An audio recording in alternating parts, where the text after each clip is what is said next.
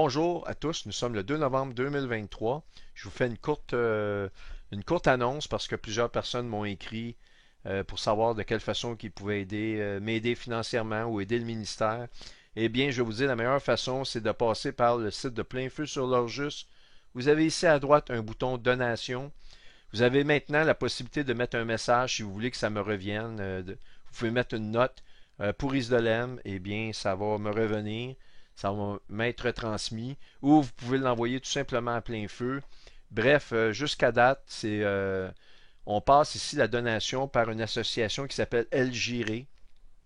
Cette association-là, pourquoi elle a été mise en place? C'est pour être au niveau des impôts et pour simplifier les choses parce que ça devient un cauchemar à un moment donné de gérer ces argents-là qu'on a utilisé ici dans ce cas-là pour plusieurs projets, dont la terminaison de la série sur l'Atlantide qui a nécessité l'achat d'ordinateurs et qui a demandé énormément d'heures parce que moi j'ai travaillé à temps plein là-dessus, mais je ne pouvais pas travailler, j'étais sans emploi. J'ai travaillé pendant plusieurs mois.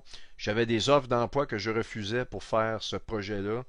Et quand j'étais arrivé à un certain moment où j'avais plus de ressources monétaires, j'ai eu aucun autre choix que d'aller travailler. Donc, c'est ce que j'ai fait. Et c'est pour ça qu'on a mis cette association-là qui a permis d'avoir un peu d'argent, d'acheter l'ordinateur et de la continuer, cette série-là. Donc, sachez que LGRI, c'est réellement une association qui aide plein feu et qui peut m'aider. Et donc, c'est de se mettre de cette façon-là, la plus simple, que vous soyez de partout dans le monde, que vous pouvez envoyer des sommes d'argent si vous le souhaitez. Ce n'est pas obligatoire, c'est selon votre cœur, selon vos moyens, selon les circonstances, c'est vous qui décidez.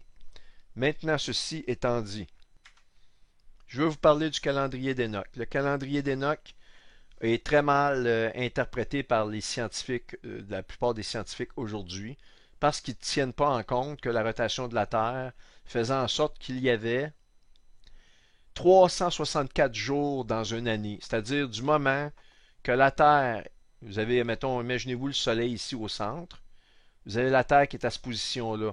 Alors, pour que la Terre fasse une rotation alentour du Soleil pendant une année, eh bien, pour revenir à son point d'origine, que j'ai mis ici au solstice d'hiver, eh bien, ça prenait 364 jours. Aujourd'hui, nous avons 365 jours et un quart pour délimiter une année pour revenir d'un point ici à faire le tour et revenir au même point. La raison pour laquelle c'est comme ça, c'est pas à cause que la Terre est moins rapide alentour du Soleil ou quoi que ce soit. Ça, il n'y a pas eu de changement de ce côté-là, mais le changement s'est fait au niveau de la vitesse de rotation de la Terre. Autrement dit, elle tourne un peu plus rapidement que dans le temps d'Enoch, ce qui fait en sorte qu'on a plus de jours et nuits pendant une année, et il n'y a pas une grosse différence. On a une journée et quart, à proprement dit, de différence. On le voit à travers la parole de Dieu, puis je ne veux pas rentrer dans les détails parce que ça ferait des vidéos qui dureraient des heures, mais c'est pas ça le but. On le voit qu'après le déluge, les temps ont changé. Qu'avant ça, le calendrier qui était utilisé, c'est le calendrier d'Enoch. OK? Et le calendrier que les Juifs se basent, même s'ils ne le nomment pas Enoch, eh bien, c'est basé toujours sur le calendrier d'Enoch. Et notre calendrier moderne est basé aussi sur le calendrier d'Enoch. Alors, ceci étant dit, je vais vous en faire une démonstration rapide. Pour ce faire, il faut aller dans la Genèse 7. C'est le premier chapitre de toute la parole de Dieu, la Bible au complet, qu'on nous fait référence qu'il y a effectivement un calendrier. On le voit au verset 11. On nous dit en l'an 600 de la vie de Noé, le second mois, le 17e jour du mois. Alors, vous êtes d'accord que Genèse 1, 2, 3, 4, 5, 6, tous les chapitres qui précèdent le chapitre 7 ici, on ne nous parle pas de calendrier. On ne nous explique pas de calendrier. Alors, comment se fait-il que Noé a en main un calendrier dans lequel on nous donne le second mois du 17e jour du mois? Eh bien, la réponse, c'est que Noé était l'arrière-petit-fils de Enoch et que c'est le calendrier d'Enoch qui était utilisé. On le voit aussi dans Genèse au chapitre 8, où on nous parle encore le septième mois du 17e jour du mois. Et lorsqu'on veut savoir à quelle période de l'année c'est arrivé, eh bien, on se réfère au septième mois. On se réfère à quel septième mois? Et bon, eh bien, non pas le septième mois nécessairement de notre calendrier moderne ou du calendrier grégorien, mais du calendrier que les Hébreux utilisent. On appelle le septième mois le mois de Tishri. Alors, non plus, les mois de l'année n'étaient pas nommés dans le calendrier d'Enoch. Eh bien, je vais revenir ici au calendrier d'Enoch pour vous l'expliquer un petit peu plus en détail. Eh bien, c'était donc 364 jours précisément dans l'année. Et Enoch s'est fait dire par Uriel le mouvement des astres, du soleil et de la lune. Il a donc divisé 12 mois à 30 jours égales chacun, avec une journée intermédiaire pour séparer les saisons. Donc, on a donc 12 mois fois 30 jours qui donne 360 jours, plus une journée additionnelle qui sépare les saisons, donc 4 journées additionnelles pour un total de 364 jours. Maintenant, Enoch n'étant qu'un homme, les deux pieds sur terre, il n'avait pas de soucoupe volante ou de vaisseau spatial pour aller voir au-dessus des étoiles, le mouvement des étoiles, les voir d'une façon dans laquelle il aurait pu comprendre plus davantage le mouvement des étoiles. Eh bien, l'ange Uriel lui a parlé de la Lune, et la Lune a proprement dit, eh bien, on va avoir 12 par année, là, environ 12 nouvelles lunes et 12 pleines lunes par année. OK? Dans le temps de Noé, c'était précisément un cycle de 177 jours qui était donné à la Lune. Et on le voit ici dans les chapitres 78 du livre sur l'astronomie du livre d'Enoch. On le voit à plusieurs endroits. Là. Vous voyez ici, j'ai rentré 177. J'ai les 9 fois de mentionner, ça a toujours rapport au cycle de la Lune, qui est fixé à 177 jours. Dans nos temps modernes, ce n'est plus le cas, mais c'est proche, mais je vais vous le montrer rapidement. OK? Donc, ici, il est écrit les années lunaires sont systématiquement divisées en deux parties, chacune ayant un total de jours de 177 jours. Alors donc, vous pouviez avoir à ce moment-là la possibilité d'avoir deux éclipses par année, séparées de 177 jours chacune, et une éclipse lunaire parfaite donne une lune rouge, OK? Bon, ceci étant dit, la lune servait à Enoch pour se repérer facilement, savoir le début d'un mois. La lune étant très proche du cycle du soleil, eh bien, celle-ci lui indiquait voici l'approche ou le début d'un nouveau mois. Et c'était d'une très très grande aide, même pour les cultures, parce qu'à certaines périodes de l'année, lorsqu'on approche de la pleine lune, eh bien, ça influence les cultures. Souvent, dans le passé, on se demandait si ce n'était pas des histoires de grand-maman ou de grand-père. Eh bien, sachez que très récemment, il n'y a pas si longtemps que ça, des études officielles des meilleures universités sur la planète Terre confirment que l'éclairage de la Lune influence la qualité et la quantité des cultures. Alors, ceci dit, nos grands-papas et nos grands-mamans avaient raison. Leur expérience de vie prouve que maintenant, scientifiquement, nous en sommes rendus à la conclusion que c'est extrêmement important, ces cycles-là. Les cycles de la Lune, je parle. Alors, si on questionne Google, vous pouvez le faire, sur le nombre de nouvelles lunes qu'on va avoir dans une année, eh bien, on a 12 mois, on a 12 nouvelles lunes, une par mois, grosso modo. Mais dans nos temps modernes, après 2 ans et demi, il va arriver une année où ce qu'on va s'en retrouver avec 13. Bref, les lunes finissent par se synchroniser pratiquement au jour près du début de nos mois, mais il y a un petit décalage qui est normal, et Noé se le fait expliquer, et il a une façon de retrouver les lunes puis de les compter. Bref, je ne vais pas rentrer dans les détails, mais c'est pour vous dire que les lunes ne sont pas là pour savoir où on est dans les années de l'horloge parfaite de l'Éternel, mais pour aider l'homme à comprendre les divisions et à se sentir bien entouré avec une lumière qui est quand même présente pendant la nuit et qui peut marquer les mois. Mais la réalité de la chose, c'est que les saisons sont marquées par les équinoxes. Vous voyez ici, l'équinoxe d'automne, l'équinoxe du printemps? Eh bien, je m'explique. Qu'est-ce qu'un équinoxe, que ce soit à l'automne ou au printemps? Eh bien, au printemps, l'équinoxe, Noé se le fait mentionner. Très important. Il se fait dire, lorsque tu vas voir que les journées d'ensoleillement sont égales à la longueur des nuits. Autrement dit, je vais vous faire ça d'une façon en vous disant 12 heures d'ensoleillement pour 12 heures de nuit.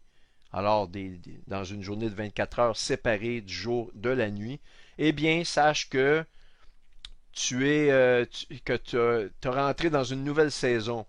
Maintenant, lorsque les jours qui suivent, l'ensoleillement augmente par rapport à la longueur des nuits, alors sache que tu es, bon, il dit pas le printemps, mais il faut qu'il marque le premier mois de l'année. Comme chez les Juifs, que le premier mois est le mois de Nissan, qui malheureusement vont souvent débuter avant l'équinoxe de printemps. C'est totalement faux. Dans certaines années, ils vont le mettre après l'équinoxe de printemps. Alors, dans ces années-là, ils sont corrects, mais dans les autres années où ils décident de suivre une pleine lune qui est proche, eh bien, ils vont dire, bon, ben, cette pleine lune-là, ici, on va la choisir parce qu'elle est proche de l'équinoxe de printemps, mais ils sont, à proprement dit, avant l'équinoxe du printemps, et l'équinoxe du printemps arrive environ le 20 mars d'une année, OK? À toutes les années, on arrive à l'équinoxe du printemps à la journée du 20 mars. Donc, s'il décide de commencer le premier de Nissan, je ne sais pas moi, le 16 mars, eh bien c'est faux, c'est complètement faux. Il devrait attendre la pleine lune qui suit après la saison de cet équinoxe-là. La même chose ici pour l'équinoxe d'automne. Alors donc, ceci étant dit, en sachant que la saison est marquée par l'équinoxe, le premier mois, vous l'avez ici, deuxième mois, troisième mois, quatrième mois, cinquième mois, sixième mois. Et le Seigneur lui a fait dire par l'ange Uriel à Enoch qu'il devait diviser les mois de façon égale. Donc tu arrives de l'autre côté, à l'opposé, à l'équinoxe d'automne, et tu dois marquer une journée de séparation pour débuter ton premier compte pour le septième mois. Alors, comme cette année, les Juifs ont décidé que la fête des trompettes arrivait le 17-18 de mémoire septembre, eh bien, sachant que l'équinoxe d'automne arrivait le 23 septembre, eh bien, c'est impossible de fêter la fête des trompettes avant.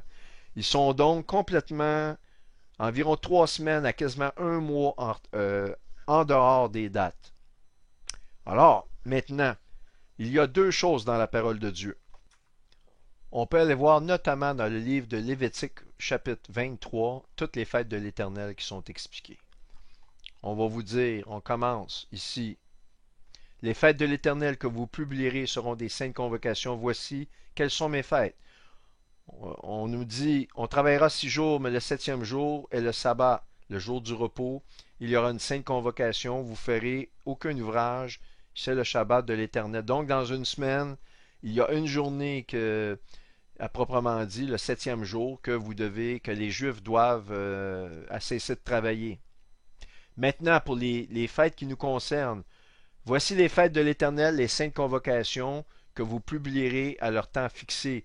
Le premier mois, le 14e jour du mois, entre les deux soirs, ce sera la Pâque. Donc la Pâque, c'est le premier mois, 14e jour. Mais le premier mois doit être absolument fait après la saison de l'équinoxe. On ne peut pas se sortir de cela. C'est pas mentionné ici, mais le calendrier qui était utilisé par Enoch, c'est le même qui est appliqué, qui a été, dans le fond, quand Moïse a reçu les instructions pour les fêtes, eh bien, il n'y a pas de contradiction, mais il y a une confirmation de cela. Alors, comme je vous ai montré, on nous parle du premier mois, du 14e jour du mois.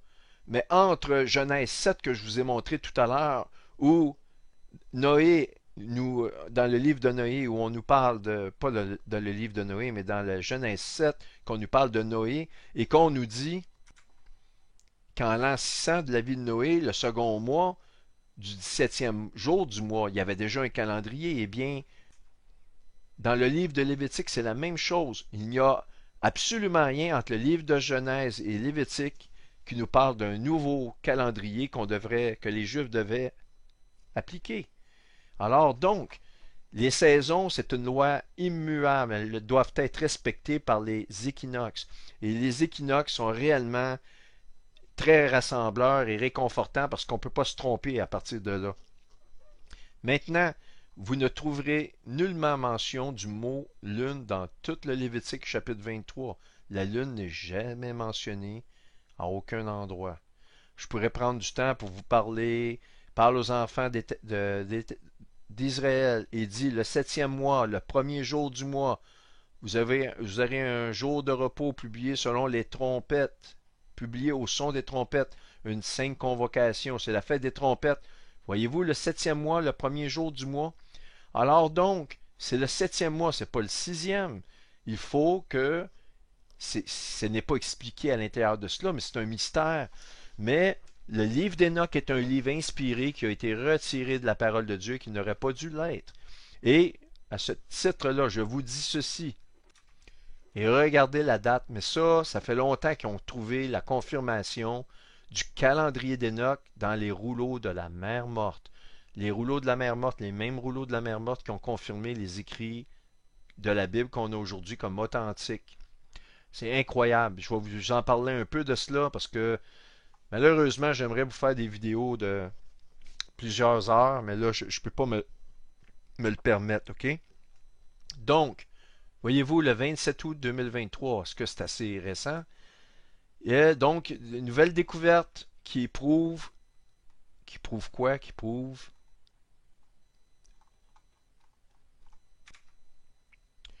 le fameux calendrier d'Enoch de 364 jours. Ils l'ont trouvé.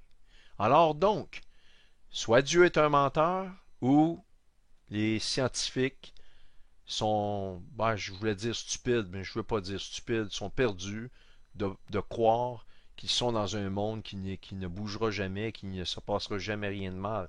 Alors donc, la communauté du Qumran que vous voyez ici a utilisé ce calendrier-là il y a déjà très très très longtemps dans le désert de la Judée. OK, qui sont quelle est située cette région-là de Qumran qu'on voit ici? Eh bien, je vous la montre à l'instant. C'est en l'an 6 de notre ère que les Romains ont formé la Judée, OK, comme telle, avec la Samarie, et qu'ils ont, si vous voulez, combinés en une seule province gouvernée par des procureurs romains. OK? Il y eut donc une révolte judéenne contre Rome en l'an 66 de notre ère, et elle fut rapidement réprimée par les Romains. Et c'est en l'an 68 que les Qumrans y tomba aux mains des légions romaines. Et on voit un peu plus tard, en 70, le temple, comme vous le savez. Alors donc, les Qumrans étaient ni plus ni moins des Israélites qui utilisaient de façon farouche les Écritures et qui les suivaient à la lettre et qui appliquaient ou qui tentaient de vouloir appliquer ou de garder les secrets de ce calendrier-là. Maintenant, où vivaient-ils exactement? Eh bien, c'est là que vous allez trouver ça intéressant. Les Qumrans, on se demande, est-ce que Qumran est Israël ou Palestine? Eh bien, je vous le dis d'entrée de jeu, ce site-là est exactement situé, le site du Qumran qu'on voit ici, là, se retrouve en Cisjordanie ou dans la West Bank, exactement là. Là, ce qui va y avoir bientôt une guerre terrible. En fait, elle est commencée, mais cette guerre-là que je vous ai parlé dans mes vidéos précédentes, dans les troupes de Jacob, pardon.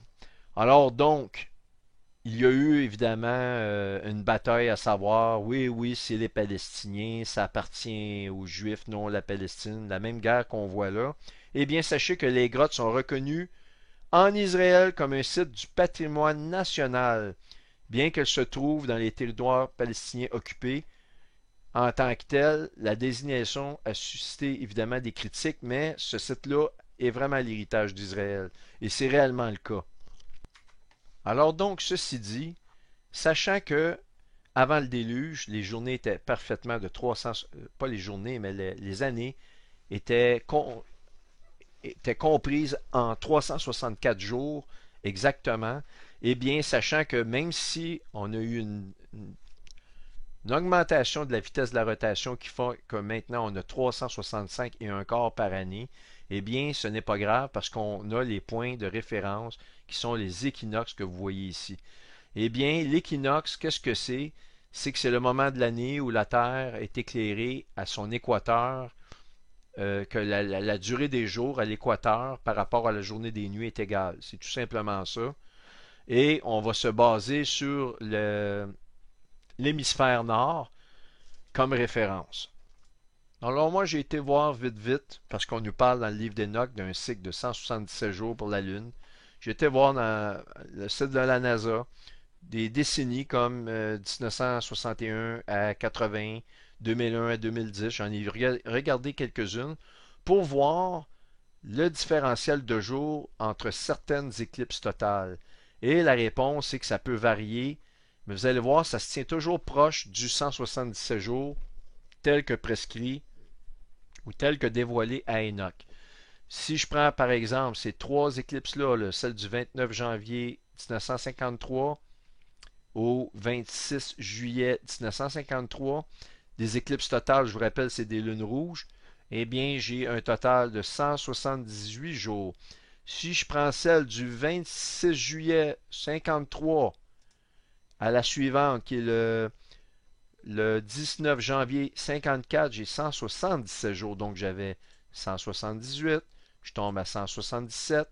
Si je vais maintenant dans la décennie 1991 à 2000, je regarde ici les éclipses totales du 9 décembre 92. C'est bien ça, le 9 décembre 92. Au 4 juin 93, eh bien, j'ai 178 jours. Si je prends la suivante, qui est on le voit ici, du 4 juin jusqu'au 29 novembre 93, 4 juin 93 au 29 novembre 93, eh bien, que vous voyez ici, j'ai 179 jours. Donc, j'ai des variations. Ce qui est intéressant quand j'arrive en 2008, j'ai une série de 4 éclipses ici, lunaires totales, et elles sont de 177 jours, les 4 alignés. Mais grosso modo, on a une variation. Vous voyez ici, j'en ai un autre dans cette année-là qui est un petit peu plus loin, qui est celle OK, du 28 août 2007 au 21 février. Eh bien, elle est toujours de 177 jours, celle qu'on voit ici jusqu'au 21 février. Mais si je vois après ça dans la décennie suivante, 2011 à 2020, eh bien, si je regarde les statistiques, ça donne ceci. Du 15 juin 2011 au 10 décembre 2011, j'ai 178 jours. Du 15 avril 2014 au 8 octobre 2014, j'ai 176 jours. Et si je regarde du 4 avril 2015 et je m'en vais maintenant à la prochaine qui était le 28 septembre 2015, j'ai 177 jours. Donc, il y a toujours une variation. Mais il est curieux de voir que cette année, depuis l'année 2020, on a eu plusieurs séries d'éclipses, soit partielles de lune ou totales de lune. Ça a commencé le 5 juin 2020. On a eu 177 jours d'écart entre celle d'une éclipse partielle de la Lune, donc le 5-6 juin, au 29 novembre 2020. On a eu 177 jours. Du 29 novembre 2020 au 25 mai 2021, on a encore 177 jours. Bref, on a des partiels. On a ici qui sont totales. Et on va comme suit avec des cycles totaux de 177 jours. Et ça a commencé au mois de juin 2020. Et la dernière qui a eu lieu, celle du 28-29 octobre, eh bien, elle était partielle, celle-là. Eh bien, quand même, a été sur un cycle de 177 jours. C'est incroyable parce que là, on parle d'une période qui part de 2020 et qui s'en va jusqu'en 2023. Donc, c'est quasiment, je dirais, 3 ans et demi à proprement dit, ou presque 3 ans et demi. Parce qu'on a commencé au mois de juin 2020, donc en 2023, au mois de juin, on était rendu à 3 ans. Et on a une séparation encore de 4 mois additionnels, donc presque 3 ans et demi. Toujours 177 qui nous rappelle le calendrier d'Enoch.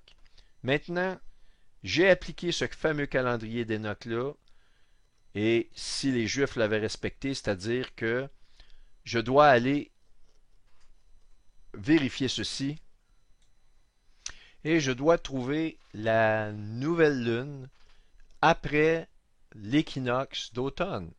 Et on voit ici les nouvelles lunes pour 2023. On voit chacun des mois. Alors j'arrive en septembre, la nouvelle lune, effectivement, 14 septembre, d'où ils ont mentionné que la veille de la fête des trompettes était le 15 septembre, donc le 16 et le 17. Vous le trouvez, c'est à cause de la nouvelle lune qui est ici, qui est la lune noire.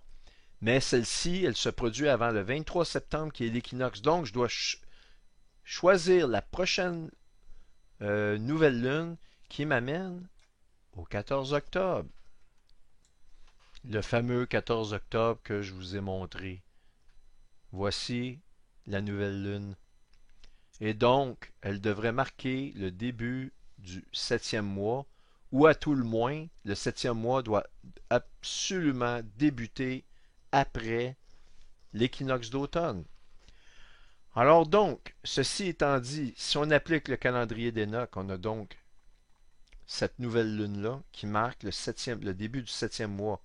Alors donc, la fête des trompettes, selon Enoch, se serait appliquée le 14 octobre. Et donc, on doit donc ajouter, si on se fie à Lévitique 23, par exemple, pour les fêtes de l'Éternel, on va aller aux fêtes d'automne, qui nous mentionne un délai de 10 jours entre le premier de la fête des trompettes au premier de la fête du Yom Kippour, et un 5 jours additionnel pour le début de la fête des tabernacles. Donc, on se retrouve à le premier de Tishri, 15 jours de plus, donc le premier jour des 7 jours de la fête des tabernacles. Donc, 15 plus 7, ça nous fait 22 jours, qui est la dernière journée de la fête des trompettes. Eh bien, si je mets ça dans un calculateur de jours, ça nous donne ceci. Voyez-vous ici, 14 octobre, on a donc le 4 novembre qui est pour 22 jours exactement. Donc, ça serait, à proprement dit, selon Enoch, les fêtes de l'Éternel seraient le 4 novembre. Eh bien, ce qui est le plus alarmant là-dedans, c'est la situation suivante. On a un ultimatum du Hezbollah, et là, les belligérants s'alignent, mais on parle du Hezbollah. Cessez le feu le 3 novembre ou mobilisation totale pour la guerre. OK, ça c'est sorti le 2 novembre et c'est sorti il y a quelques jours, mais là, ils ont réitéré ça. Et aussi au niveau des États-Unis, eh bien, on a le porte-avions USS Eisenhower qui est en route, qui est maintenant arrivé, qui vient d'arriver dans l'est de la mer Méditerranée. Et vous voyez la nouvelle au moment où je vous enregistre ça, le 2 novembre. Eh bien, sachez ceci que ce porte-avions-là a été mobilisé pour aller en route vers le Moyen-Orient, justement, le 14 octobre. Deployed on October 14. On le voit ici. La journée même du fameux éclipse que je vous ai dit que les États-Unis se sont compromis. Alors, voici ce que je vois, je vous le dis, là. Il va se passer quelque chose que les États-Unis vont commencer à s'impliquer offensivement dans la guerre. Jusqu'à date, ils ont été un petit peu utilisés au niveau défensif. Maintenant, ils devraient contre-attaquer. Et lorsque vous verrez les États-Unis commencer à contre-attaquer, moi je pense, écoutez, je peux me tromper, que ça va arriver dans ces dates-là du 3 et 4 novembre, qui semblent vraiment marquer la terminaison des fêtes de l'Éternel si on applique le calendrier d'Enoch. Eh bien, sachez ceci, c'est que je pense, c'est ma façon de voir les choses, que le Seigneur juge les Juifs par leur non-action ou leurs actions. La non-action d'avoir accepté le Seigneur qui est venu il y a 2000 ans, l'avoir rejeté. Donc, ils vont rester dans les tribulations. Ça, c'est d'une part. D'autre part, par leurs mauvaises actions, ils vont donc les juger là-dessus. Et ils ont effectivement un calendrier qui n'est pas réellement respectueux de ce qui leur a été donné. En fait, c'est comme évident. Et il va donc les juger par ces mauvaises actions-là. Donc, on peut voir des événements sur lesquels elles se rapprochent des fêtes juives qu'on voit toutes les années, même s'ils ne suivent pas le calendrier d'Enoch. Mais je pense que Dieu va suivre son calendrier, et ce que je vois là ici, ça serait beaucoup plus proche de son calendrier que celui des Hébreux de cette année, qui ont mis la fête des trompettes les 15, 16 et 17. C'est impossible parce qu'on est avant l'équinoxe d'automne. Ceci dit, si on va, par exemple, dans Isaïe 1, et je vous ai montré que, par exemple, dans Lévitique 23, il n'y a aucune mention de lune ou de pleine lune, de nouvelle lune, etc. Il n'y en a pas. Mais on nous dit dans Isaïe 1, le verset 13, cessez d'apporter de vaines offrandes. J'ai en horreur l'encens. J'ai en horreur les nouvelles lunes, les sabbats, les assemblées. Je ne puis voir le crime s'associer aux solennités. Mon âme est vos nouvelles lunes, comme s'ils ont des nouvelles lunes à eux qui n'appartiennent pas à l'Éternel. Mais pourtant, on voit l'importance des nouvelles lunes d'entrée de jeu dans le calendrier d'Enoch. Eh bien, ce que je veux vous dire, il va les juger selon leur calendrier, mais il va faire ses actions à son horaire à lui, le Seigneur. C'est un peu ce que je veux vous dire, comme si on avait comme deux calendriers qui marchent en parallèle, dans lesquels il y en a un qui est moins connu, qui est plus occulte et qui est, selon toute vraisemblance, ce que je pense être le calendrier d'Enoch. Il leur dit de cesser de faire le mal. Et si on va maintenant dans Isaïe 66, qui est le dernier, ça c'est le premier livre, Isaïe, et sachez que Isaïe a 66 livres et chacun des livres correspond à chacun des chapitres de Isaïe, je veux dire, correspond à un livre de la Bible. Donc Isaïe 1 correspondrait à Genèse. Et donc après ça on va dans Isaïe 66, eh bien ça correspondrait au livre de l'Apocalypse, le dernier livre. Isaïe 66 est un chapitre extraordinaire. C'est là que ça nous parle. Qui a jamais entendu pareille chose? Qui a jamais vu rien de semblable? Un pays peut-elle naître en un jour? Une nation est-elle enfantée d'un seul coup? À peine en travail Sion a enfanté ses fils. Mais qu'est-ce que je veux vous dire? Si on va un peu plus loin, on nous dit ceci. Le jugement vient d'une façon qui est mentionnée ici, qui est très claire. Et c'est par un feu dévorant que vient le jugement. Car voici l'Éternel arrive dans un feu, ses chars sont comme un tourbillon, il convertit sa colère en un brasier et ses menaces en flammes de feu. C'est par le feu que l'Éternel exerce ses jugements, et par son glaive qu'il châtie toute chair, et ceux que tuera l'Éternel seront en grand nombre. OK? Maintenant, si on continue un peu plus loin, on a les derniers versets qui correspondent au début du millénium. OK? Verset 18. Je connais leurs œuvres et leurs pensées. Le temps est venu de les rassembler, de rassembler toutes les nations et toutes les langues. Elles viendront et verront ma gloire. OK? Je mettrai un signe parmi elles et j'enverrai leur réchapper vers les nations, à Tarsis, à Pul et à Lude, qui tirent de l'arc, à Tubal et à Javan et aux îles lointaines, qui jamais n'ont entendu parler de moi, et qui n'ont pas vu ma gloire, et ils publieront ma gloire parmi les nations.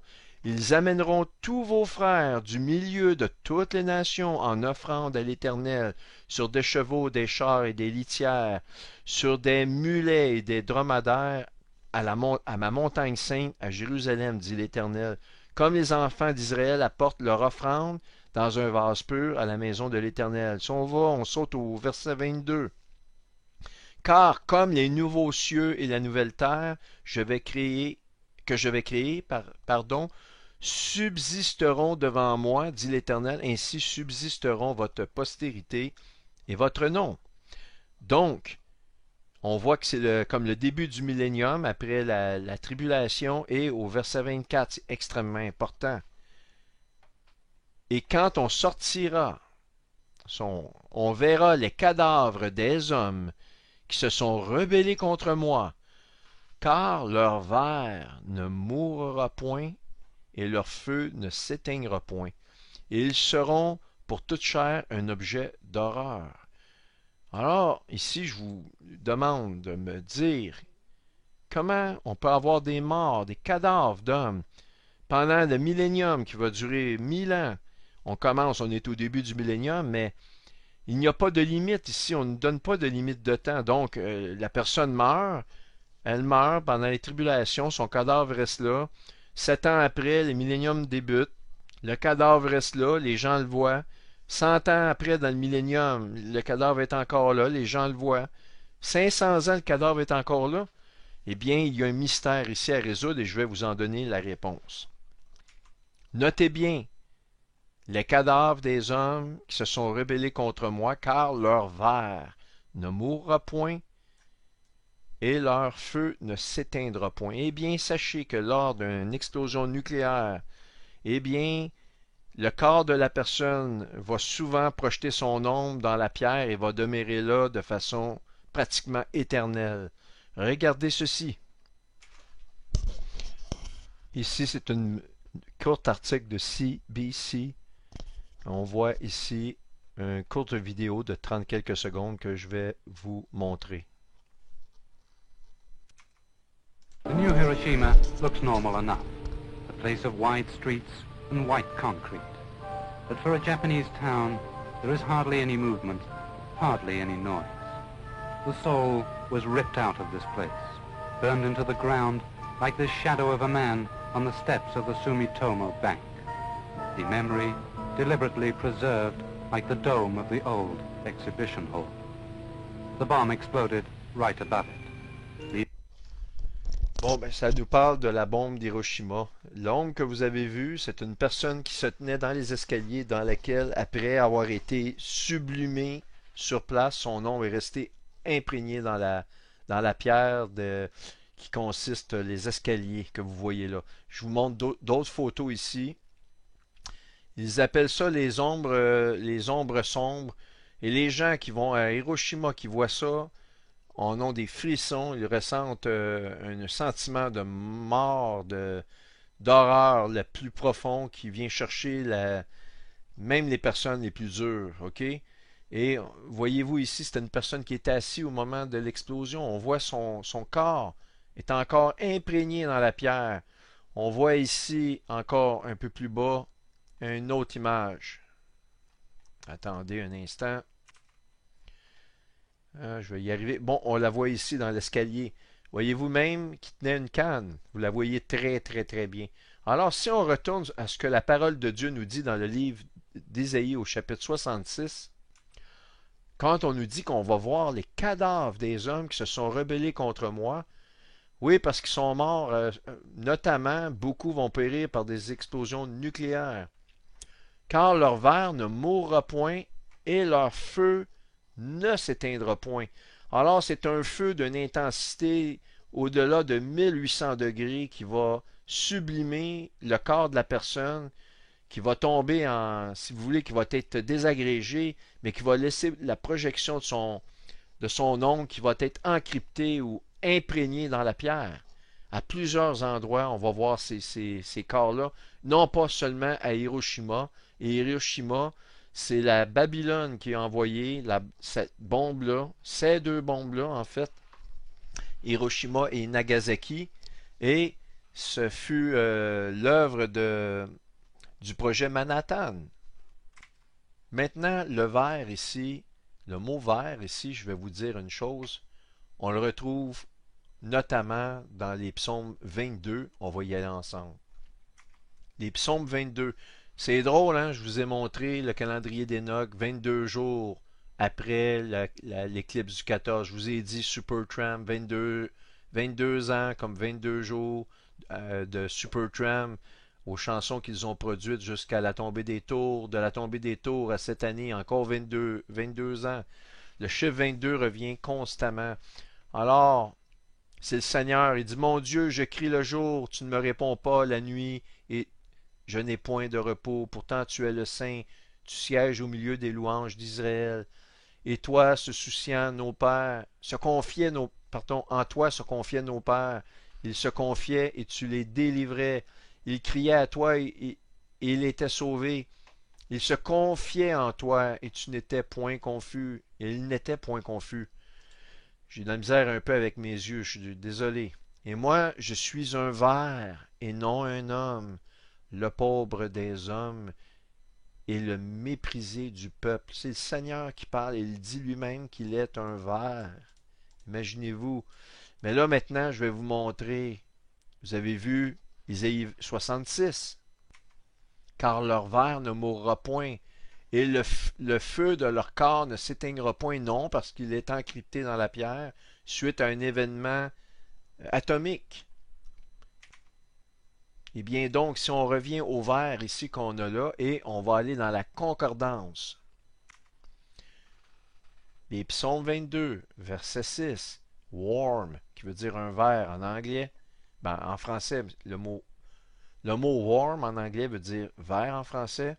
Concordance, 84-38. La même concordance, j'ai vérifié qu'Ésaïe 66, le mot vert qui est utilisé pour leur mère ne périra pas, en parlant des cadavres qui vont rester là, pour montrer la mémoire des hommes qui se sont rebellés contre l'Éternel. Eh bien, regardez ceci. Alors, la référence H8438, to law. OK? Ça veut dire un vert, un étoffe écarlate. Ça a rappelé du rouge écarlate. Pourpre. Quand la Bible nous dit une bête écarlate et pourpre, on a et les mêmes couleurs qui reviennent. D'un ver, d'une cochonnerie, un genre de ver qui est dans la famille des cochonneries, qui s'appelle Coccus elysis, qu'on voit ici. Eh bien, c'est un insecte, là, je vais vous montrer, c'est une espèce de ver dans la famille des cochenilles. Et regardez qu'est-ce que ça a de l'air. On va rentrer Coccus elysis ici, dans Google. Le Coccus elysis, eh bien, voici ce que ça a de l'air. Il l'appelle le ver du Messie, parce que le Seigneur dit de lui-même qu'il est comme un ver. Autrement dit, les gens ne le considèrent même pas, il est moins qu'un insecte. C'est exactement ce que ça veut dire. La kermesse ou l'hémiptère qu'on voit ici, OK? Et donc, ça appartient, cette kermesse-là, ou l'hémiptère, à la superfamille des cochenilles, comme je vous ai dit. Eh bien, c'était un insecte qui s'appelait aussi le kermesse, qui était la source d'un colorant naturel. Euh, Ce colorant pouvant être suivant l'espèce du brun, du beige, brun rouge, vif. Donc, lorsque il va avoir des projections de corps, eh bien, ce seront ces teintes-là qu'ils vont pouvoir les voir, exactement comme l'insecte. Vous pouvez faire de la recherche par vous-même de ce que je vous montre là, mais c'est réellement probant. Aussi, la projection d'onde des corps suite à un incident atomique laisse un nombre exactement comme la teinture. Vous voyez, c'est comme si on avait peinturé les escaliers avec de la teinture qu'on peut prendre de cet insecte-là qu'on appelle le kermès. Et si on revient au psaume 22, si on va un petit peu plus loin, le Seigneur nous dit: de nombreux taureaux sont autour de moi, des taureaux de Bassan m'environnent. Ils ouvrent contre moi leur gueule, semblable à des lions qui déchirent et rugissent. Je suis comme l'eau qui s'écoule et tous mes os se séparent. Écoutez bien ça, mon cœur est comme de la cire. Ils se fond dans mes entrailles. Ma force se dessèche comme l'argile. L'argile en passant, là, dans l'argile, ils ont tous les éléments qu'on retrouve dans le corps humain. Alors, ceux qui rient que Dieu a créé l'homme à partir de la terre, eh bien, vous pouvez rire tant que vous voulez. Tous les éléments, ça inclut même des minéraux comme l'or, l'argent, etc. Je ne veux pas rentrer dans ces détails-là. Donc, et ma langue s'attache à mon palais. Tu me réduis à la poussière de la mort, car des chiens m'environnent. Une bande de scélérats rôde autour de moi. Ils ont percé mes mains et mes pieds. Je pourrais compter tous mes os, eux, ils observent et ils me regardent.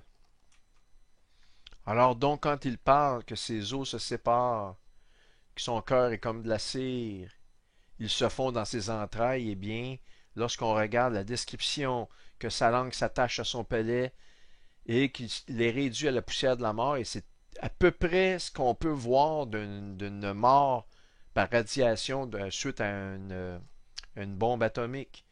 C'est comme si le Seigneur voulait nous dire il s'est laissé abattre comme un agneau parfait, un agneau gentil sans défense. Il a été à l'abattoir, il s'est offert corps et âme pour nous.